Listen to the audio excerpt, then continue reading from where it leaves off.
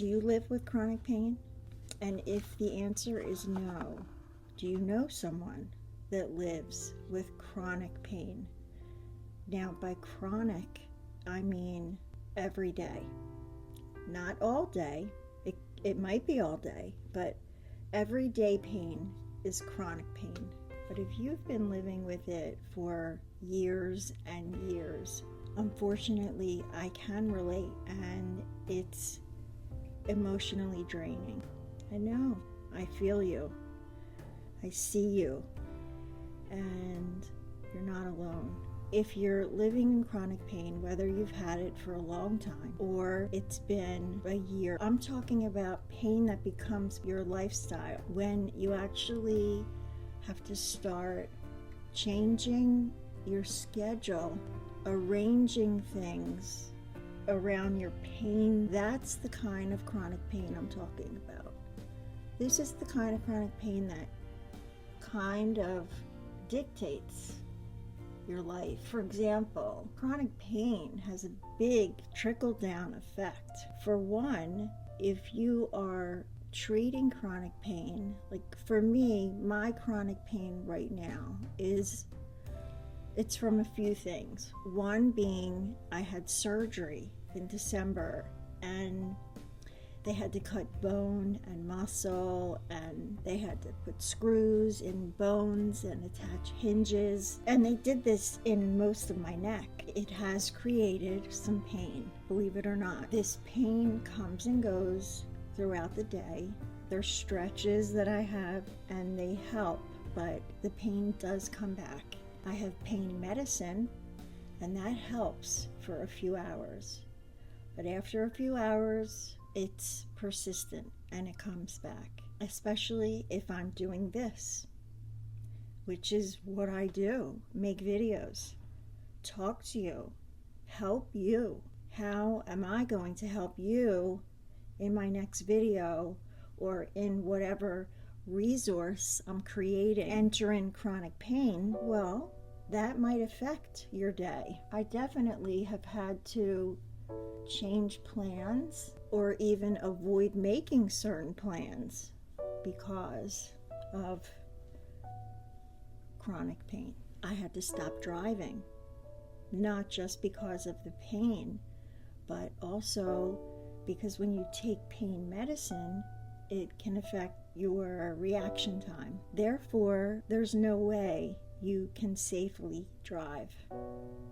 It's not safe for you, and it's not safe for anyone else on the road. I have not been driving, and I stopped driving over 10 years now. That in itself could be its own video, is giving up at such a young age. Not being able to drive yourself places, it gets old really fast. And if you've had to stop driving, you know what I'm talking about. You know, if you've driven your whole life and then all of a sudden, after, 30 years of driving, you have to stop. Now, it's probably, I hope, temporary, but even before my surgery, I still was having chronic pain. We'll get an invitation in the mail. And if you live with chronic pain, you probably know what I'm about to say. You get this big, thick invitation in the mail, and you can tell it's for something exciting. Your name is written really pretty. You know it's an invitation. You know it's for something that's going to take a lot of energy. Even getting dressed takes up that energy. As a matter of fact, have you ever heard of the Spoonies, the spoon story? It has to do with living with a chronic illness, based on a story of two friends who went for lunch to a diner. One friend had a chronic illness like fibromyalgia or something to that nature that affects her every day, can be affected by emotional factors, environmental factors, anything pretty much. They're having a nice brunch together, a fun, special thing to do that I definitely took for granted. because to try to do that now is actually a problem. Sitting in the chairs in the restaurant, half your ribs hit the chair first, so the other half is not hitting the back of the chair, but the side that is, every time you move, the chair and your skin cause friction because of the screws that are back there also. So it creates a whole painful existence while you're sitting there trying to enjoy a beautiful meal at a restaurant that you rarely get to do. I don't ever want it to come across as a complaint. It's the purpose of telling you to share with you the things that I have found worked to help get around some of these experiences we live with. So if I can be that support for you, please let me reassure you that you're not alone. You don't have to go through this by yourself. Pain can create loneliness.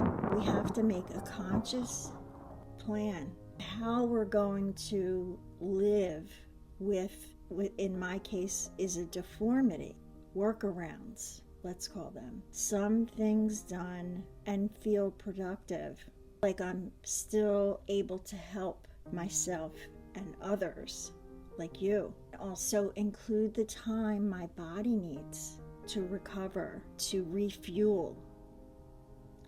And if you know about the spoons, to have all my spoons back. So I'll tell you about the spoon story. These two girls are having lunch, and the one friend, the one that does not have the chronic illness, she says to her other friend, let's name these girls, okay? So the friend that has the pain, her name's Lauren. And the friend that does not have the chronic pain, her name is Bella. So it's Lauren and Bella having brunch. Bella says to Lauren, I don't know how to say this, but I really want to be there for you. What is it like to live with chronic illness?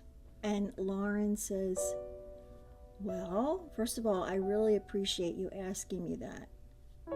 And I know it's hard to know what to say to me. And I know you care, and that's why you're asking me this question now. So it's kind of like if you imagine you have a handful of spoons, let's say 7, and each spoon represents uses energy you need to do different activities, including routine activities. So in the morning when I wake up and I brush my teeth, even getting out of bed, that counts towards my spoons. Getting out of bed, brushing my teeth, taking a shower, they cost me spoons. Getting out of bed might not be a whole spoon, but getting out of bed and my teeth and the shower and getting dressed, putting makeup on, that is probably at least a whole spoon.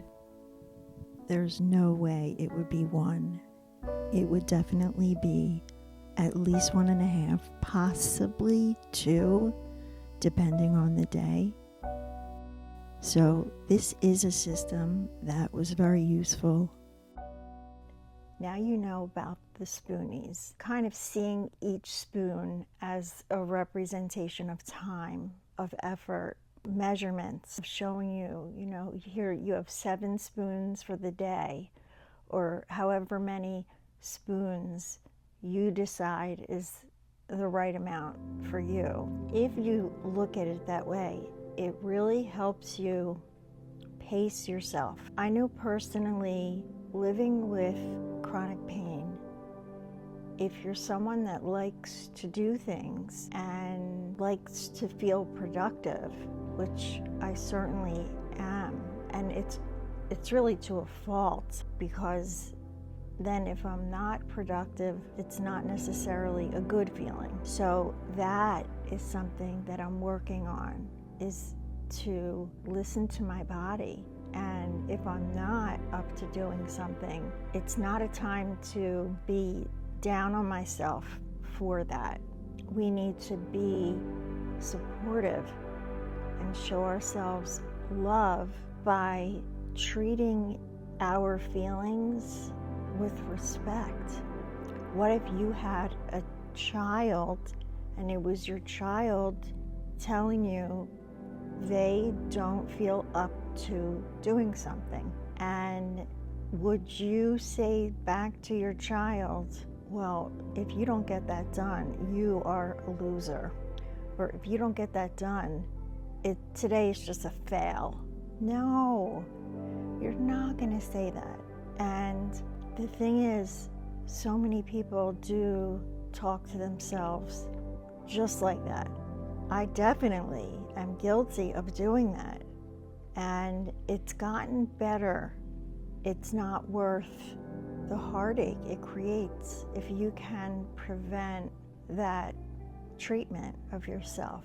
So I want you to try to look at when you're not feeling so good. Try to view your feeling as though it were someone you really, really care about and love is telling you how they feel and that they don't feel up to doing something, and then respond. And I bet you have a different response. At least I did. When I started looking at things through the eyes of someone that's a caring friend or even a parent, as opposed to myself. We're much more apt to judge ourselves. So as soon as I looked at it through a different lens, I was able to have a sensitivity for it. Kind of like when I wrote the letter to my back. That one is about shadows. And I talked about writing a letter to parts of us that we don't accept. And that is the process I walk you through in the video. Kind of like a sampling of it, a short version, enough so that you'll know how to do it on your own. It's a super effective way to heal those parts that we don't accept, that we're ashamed of. And today's topic, with it being chronic pain, that definitely overlaps. We can certainly tend to hide those parts of us that aren't 100% compared to everyone else. Everyone else is going. How come you're not going? Oh, well, I have pain. Oh, she has pain again. You know, that's how I talk to myself. I automatically go where, oh, well, what are they going to say? What are they going to think? When really what matters is, how am I going to feel? How am I going to feel if I betray myself and I just consider what everyone else is going to think? If I don't do what they prefer, which sometimes is the same thing, but sometimes it can't be, even if I want it to be, because the pain can actually prevent you from doing certain things. And I know you're probably thinking, or maybe you're thinking, you know, it's in your mind, power of your thought. And if you want to do something, pain or not pain, you can do it. And yes, I do understand that, not in total disagreement with that. But when you have chronic pain and actual deformity, actual metal hardware through your bones, I do have a hard time saying mind over matter all the time. I can't. Right now, that is not where I am at. I'm at a great place and farther along as far as handling my pain, living with my pain. You know, at one point, it had me depressed, living upstairs for 10 years. I'm way past that, and that was part of my journey. I don't regret that happened. That was part of the learning process, because I just couldn't tolerate life anymore like that. So I do know what it's like to fall into the comfort zone of pain and not do anything at all, not consider things. It's almost easier to do that if you're having pain. It's harder to learn how to listen to your pain and to pick and choose what you're going to do rather than just give a general, I don't do that. We can all progress on our road at our own pace.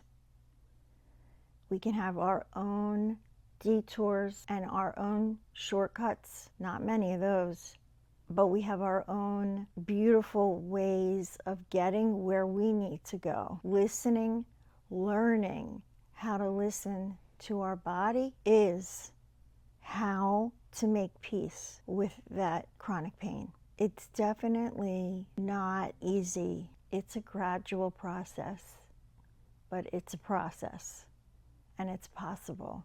If you're finding it helped in any way, I'd love if you checked a box or write something. We can really support each other. Sending so much love. Namaste.